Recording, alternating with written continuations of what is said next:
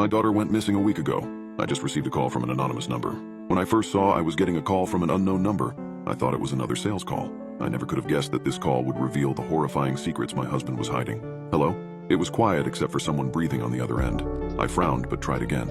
Hello, is someone there or is this another robot telling me I've won a cruise? I heard a quiet laugh followed by a sob. Hi, Mom. I nearly fainted. I did actually drop to the floor, phone nearly slipping from my fingers as an almost familiar voice echoed in my ears. My chest tightened as I looked up at the mantel, where all Kendra's photos were lined up. A happier 12-year-old you couldn't have found, minus those last few months before her disappearance. I swallowed before lifting back up my phone. Is this a joke? I asked. The girl on the other end cleared her throat. It's not a joke. I'm Kendra, if you need proof. Remember when we went to go see that magician and he called me up on stage? I was like 6 at the time. He pulled streamers from my pockets and all I wanted to do was pet the bunny. I loved that day. I was shaking. I couldn't believe it. Kendra, you're okay? Where have you been? It's been 5 weeks. I thought you were. I'm okay, mostly. Kendra sighed and I could hear her fiddle with her phone. I think I can send a picture. Did you get it? I took it last night.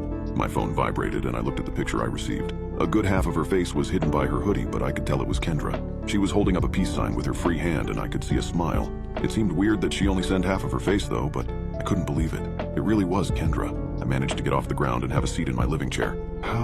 What have you even been doing? Did you run away or were you taken? Waking up that morning to see my daughter was gone was the worst morning of my entire life. I didn't exactly run away, but I'll explain when I'm home. I ended up in California somehow. Kendra laughed again. You wouldn't believe what kind of stuff I've been up to. Pardon my language, but my God, I've wanted to come back for so long. I just didn't know how, you know? Something was off about her voice. She sounded like she was hiding something. I just didn't know what. You're always welcome home, I said. Are you coming home now? Just waiting for the bus to take me that last leg. I actually should be back tonight. You haven't moved, have you? I couldn't stop myself from sobbing. I was still trying to absorb that my daughter was alive. No, your dad wanted to, but I couldn't. Just in case you ever came back, what have you been even doing? Oh, that's a story. I heard Kendra shuffle on the other end. I'll give you the full story when I'm back, but I can give you some of the highlights now. I still got like an hour until my bus gets here. I hate waiting, but I figured talking with you might help. Lucky I still remember your phone number. I made you memorize it for a reason, baby girl. I wiped away the tears and suddenly my soul felt lighter than it had in years. Tell me everything. I want to hear it all. And she did. She talked about how she managed to get settled in with a nice couple in California who let her stay as long as she did chores and looked after their kid. She'd been all over the States. She'd fallen in love, had her heart broken, she'd slept everywhere from street corners to 5-star hotel rooms. Apparently it was a gift from a really hot old guy with really weird kinks. She'd waited tables, she'd picked pockets, she'd find temp work when she chose to settle down. But she hadn't really settled. Not ever. She was halfway through a story about the time she'd shared a hotel room with 2 prostitutes and their guard dog when she cut off. Oh, bus is here, I gotta get going. I'll be home around 6. Should I have dinner ready? I think I still have the ingredients for your favorite. Honey garlic chicken and rice. She could have eaten that for breakfast, lunch, and dinner. No, I think I'll eat on the way. See you soon. I love you, Mom. She hung up and for several minutes I sat alone in silence. Then I got up and began cleaning the house. I turned on the Beach Boys as I dusted off all the surfaces, did all the dishes. I hadn't felt this free in so long. I only paused for a moment before I headed into Kendra's bedroom. I hadn't gone in there since the day she ran away. Nothing had changed. Bed was still unmade. An empty fish tank sat on her desk collecting dust. I pushed up my sleeves and got to work. Sheets were thrown into the wash. The fish tank was cleaned out. I was planning on remaking the bed when I heard the door open behind me. Dear, what are you doing in Kendra's room? I'd completely forgotten to call Greg. I spun around to see my husband, one of his eyebrows raised as he looked around the room. I laughed and wiped away another tear. I got a call today. From Kendra, I said. Greg's face went white. What are you talking about? He said almost suspiciously. She's alive, Greg. I laughed and shook her head. I just wanted to get the house ready. I'll get dinner started in an hour. Kendra's not coming home, Lauren. She's gone. You know that? I forced a smile. Listen, I know it was Kendra. We were on the phone for an hour. She even sent me a selfie, see?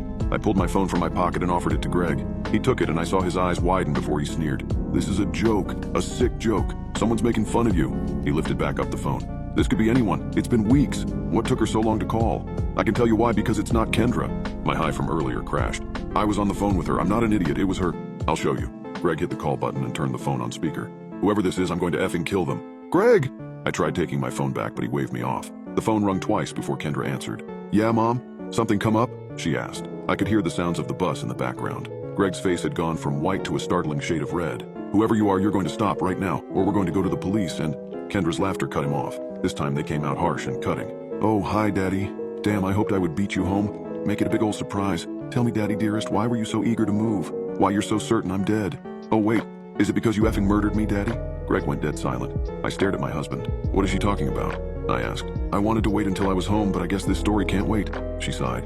You know, when most people have kids who are depressed, you're supposed to support them. Ask what's wrong. I mean, Mom tried, but you never did. You got pissed when I stopped turning in work. You called me lazy. You said I was embarrassing you. You told me I was going to be worthless. I shook my head. Is this the truth? Greg, please say something. He shook his head. She's lying. She's just trying to...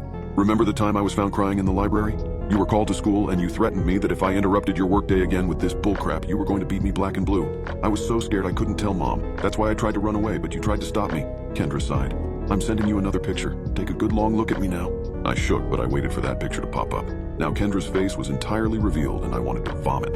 No doubt it was Kendra now, but everything looked so wrong. Her skin was almost a pale green, one eye that soft brown of long ago, but the other was like a bright red marble. But the worst part was her left cheek. It looked like it rotted clean off, revealing discolored bone and tooth. I could see her molars all the way to the back. You beat me to death, Daddy. You finally lost it and you beat me to death right in the backyard. You panicked. You called a truck driving friend of yours, and he agreed to throw me in the back and take my body all the way to Cali. He threw me in a ditch and considered the job done. A little girl's body across the country, all alone. But I was found, Daddy.